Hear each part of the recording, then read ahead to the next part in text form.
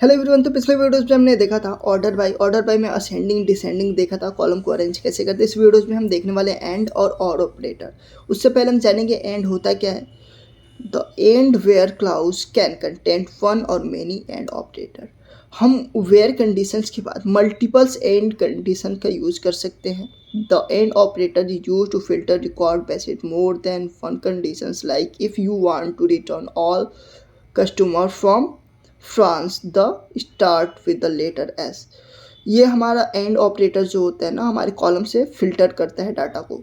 ठीक है, लाइक आपके पास एक टेबल है, उसमें मल्टीपल्स कॉलम है। एक कॉलम जो है वो एम्प्लॉय के नाम से है जिसमें मल्टीपल्स कस्टमर हैं, और एक कॉलम जो है वो कंट्री के नाम से है। तो मुझे क्या करना है, मुझे ये चेक करना है कितने लोग जो हमारे टेबल में है ना वो फ्रांस से हैं जिनका नाम यस से है।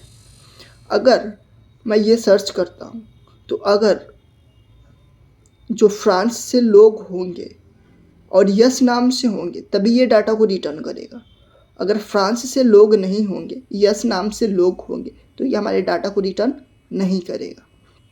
Example, select column name from table name where conditions and का मैंने लगा रखा है। ठीक ऐसे ही हम यूज करेंगे। और आते हैं हम और ऑपरेटर पे।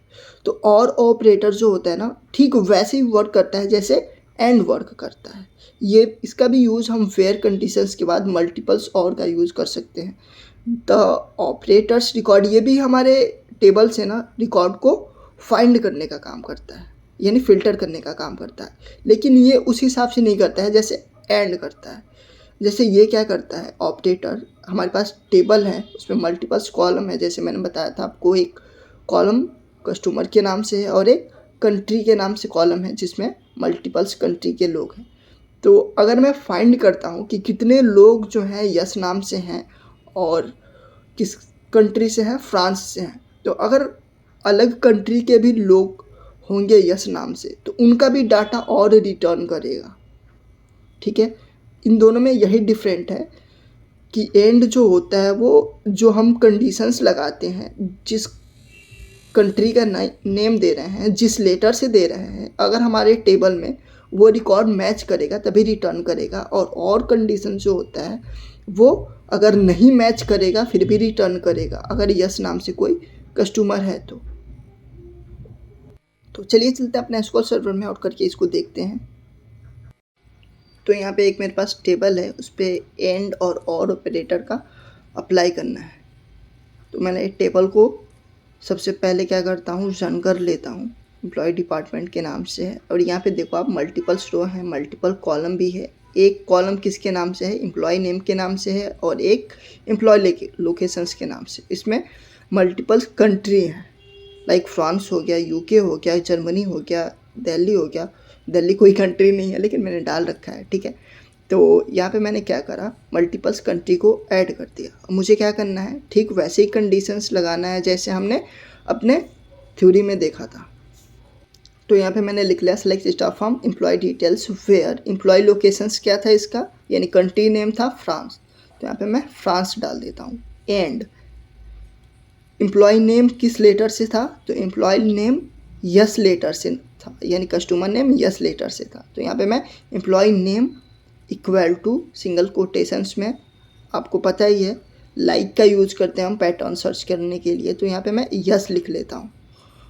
तो यहाँ पे देखना, एस के पहले अगर मैं परसेंटेज लगाता हूँ तो ये डाटा रिटर्न नहीं करेगा, क्योंकि ये कंडीशंस में जैसा हमने देखा था ठीक वैसे ये डाटा को रिटर्न करेगा। ये हमारे रो से रो को मैच होना चाहिए, यानी जो हमने यहाँ पे नेम दे रखा है, लाइक लोकेशंस की जगह पे फ्रांस दे रखा है, एम्प्लॉय नेम जो है वो फर्स्ट लेटर एस से होना चाहिए।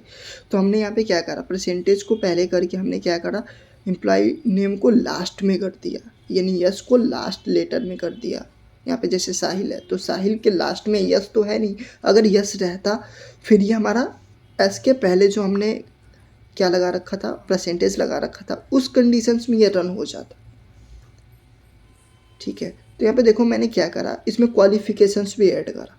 क्वालिफिकेशंस में एमसीए करा तो ये रन हो रहा है, लेकिन अगर इसके जगह पे मैं बीबीए कर देता हूँ या बीए कर देता हूँ फिर ये रन नहीं होगा। क्यों, क्योंकि ये डाटा जो है ना ये मैच करता है हमारे रो से कि क्या इन्होंने जो क्वालिफिकेशंस में बीए डाल रखा है यहाँ पे, और हमारे कॉलम में जो क्या है वो एमसीए है, तो वो मैच करेगा। अगर बीए है तभी इसके डाटा को दिखाओ, अगर बीए नहीं है तो इसके डाटा को मत दिखाओ। अब हम आते हैं किस पे, और ऑपरेटर पे।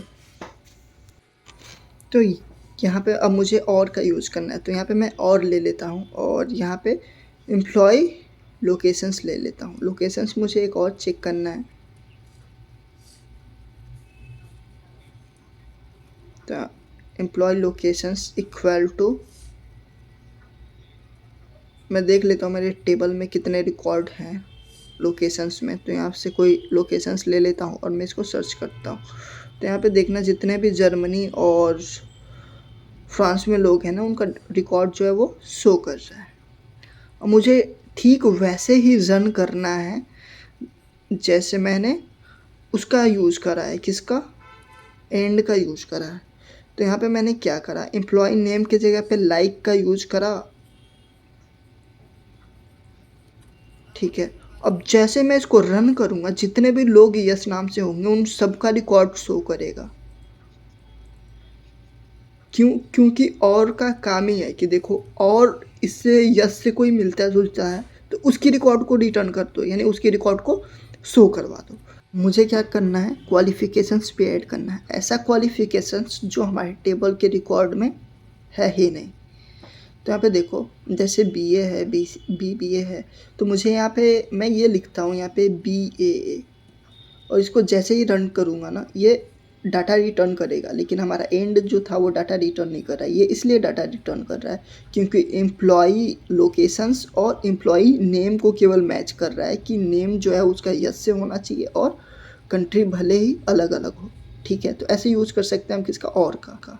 तो यहाँ पे देखना मैंने क्या करा, अगर मैं एंड कंडीशंस को और कंडीशंस को दोनों को एक साथ रन करूँगा तो जो हमारा एंड कंडीशंस है ना वो सिंगल वैल्यू रिटर्न करेगा। यहाँ पे देखो सिंगल वैल्यू रिटर्न करा, और जो हमारा और कंडीशंस है वो मल्टीपल्स वैल्यू रिटर्न कर रहा है। तो यही डिफरेंट है हमारे एंड में और में। तो ऐसे ही लग रही है हमारे वीडियोज़ के साथ। मिलते हैं अगली वीडियोज़ में। Thanks for watching and please subscribe my channel.